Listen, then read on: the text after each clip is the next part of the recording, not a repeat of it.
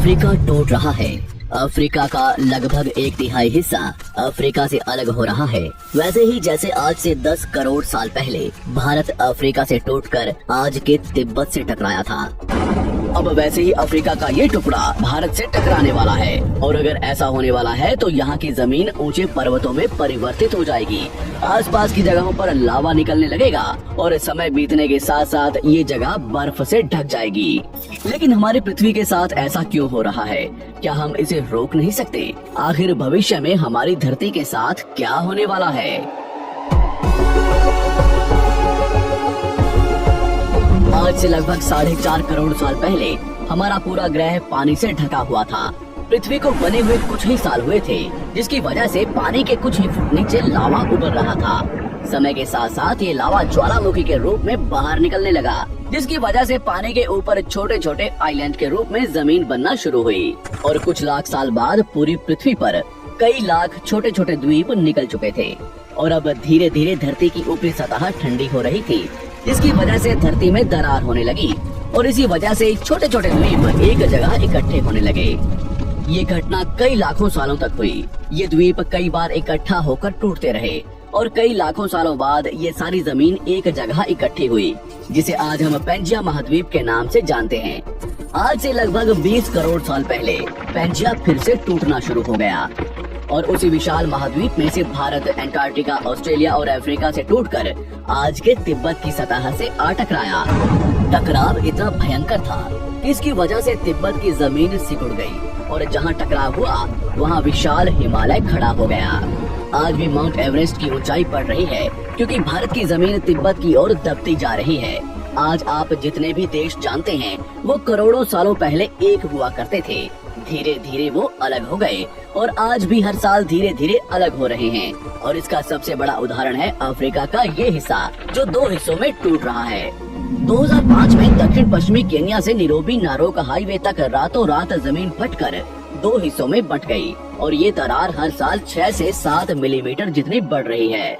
Africa के यहाँ से टूटने का कारण है ये जगह, ये त्रिकोण आकार से दिखने वाला फुद्दू। इस जगह पर 3 अलग अलग तरह की जमीन मिलती है, न्यूबियन, सोमाली और अरेबियन प्लेट।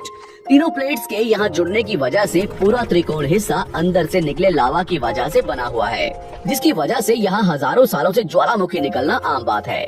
यहाँ रहने वाले लोग इस जगह को अपने रहने का ठिकाना मानते हैं, जिस जगह का खुद का ठिकाना नहीं है कि भविष्य में ये रहेगा कि नहीं, क्योंकि ज्वालामुखी से इस तरह का निर्माण होने और हजारों सालों से ज्वालामुखी निकलने की वजह से यहाँ की जमीन पतली और खोखली है। बार बार ज्वालामुखी निकलने की वजह से यहाँ भूकंप आना आम बात है और यही कारण है कि यहाँ की जमीन टूट रही है। भविष्य में दरार बढ़ने पर यहाँ पानी भरने लगेगा और ये पूरा हिस्सा पानी से भर जाएगा और इसकी वजह से अफ्रीका के टूटने की गति बढ़ जाएगी, जिसकी चेतावनी यहाँ खोज करने वाले भूवैज्ञानिक यहाँ स्थित देशों की सरकारों को दे चुके हैं। इससे हमारी पृथ्वी को ये खतरा है कि दरार बढ़ने से ज्वालामुखी और विषैली गैसें निकलेंगी। भूवैज्ञानिक रॉय लिवमोर के मुताबिक सोमाली प्लेट भविष्य में भारत के पश्चिमी हिस्से से टकराएगा और यहाँ में भारत का मतलब आज के इंडिया, पाकिस्तान और श्रीलंका से टकराने की बात कर रहा हूँ। तो क्या होगा जब सोमाली प्लेट भारत से टकराएगा? अगर सोमाली प्लेट उसी गति से भारत से टकराता है जिस गति से भारत तिब्बत से टकराया था, तो कई शहर और राज्य तबाह हो जाएंगे। इसका सबसे जल्दी और ज्यादा असर भारत के मुंबई में दिखाई देगा। समुद्री किनारे साल दर साल उठने लगेंगे और भूकंप आम हो जाएंगे। समय के साथ साथ ज्वालामुखी फूटने लगेंगे। धीरे धीरे सोमाली प्लेट गोवा से केरला और श्रीलंका के संपर्क में भी आ चुकी होगी। ऊपरी साइड में द्वारका से सोमनाथ और पाकिस्तान के कराची तक सारे समुद्री किनारे पर्वत में परिवर्तित होने लगेंगे और यहाँ विशाल पर्वत खड़े हो जाएंगे, जिसकी वजह से यहाँ का मौसम ठंडा होने लगेगा और यहाँ भी कश्मीर की तरह बर्फ गिरने लगेगी। बर्फ पिघलने की वजह से आसपास कई सारी नदियाँ निकलने लगेंगी और आसपास के हिस्से घने जंगलों में परिवर्तित होने लगेंगे। टकराव की वजह से साउथ इंडिया टेढ़ा हो जाएगा। उस वक्त तक आज के नेपाल और भूटान का बहुत बड़ा हिस्सा हिमालय में जा चुका होगा। इस वक्त तक सिर्फ भारत ही नहीं पूरी दुनिया बदल चुकी होगी। पृथ्वी की सारी जमीन एक जगह इकट्ठा हो चुकी होगी और इसकी वजह से आज के ज्यादातर देशों का वातावरण बदल चुका होगा। आज का पूरा एशिया और ज्यादा उत्तर की तरफ जा चुका होगा जिसकी वजह से आज के घने जंगल रेगिस्तान में परिवर्तित हो चुके होंगे और आज के रेगिस्तान घने जंगलों में। तो इस वीडियो को देखकर दुबई और सऊदी अरब में रहने वाले लोग नाचना शुरू ना करें, क्योंकि अगर पृथ्वी का भविष्य में ऐसा होता भी है तो अफ्रीका के भारत से टकराने और पूरी पृथ्वी की जमीन एक जगह इकट्ठा होने में बहुत साल लगेंगे। इतने की तब तक आपके बाद आने वाली हजारों पीढ़ियां बीत चुकी होंगी।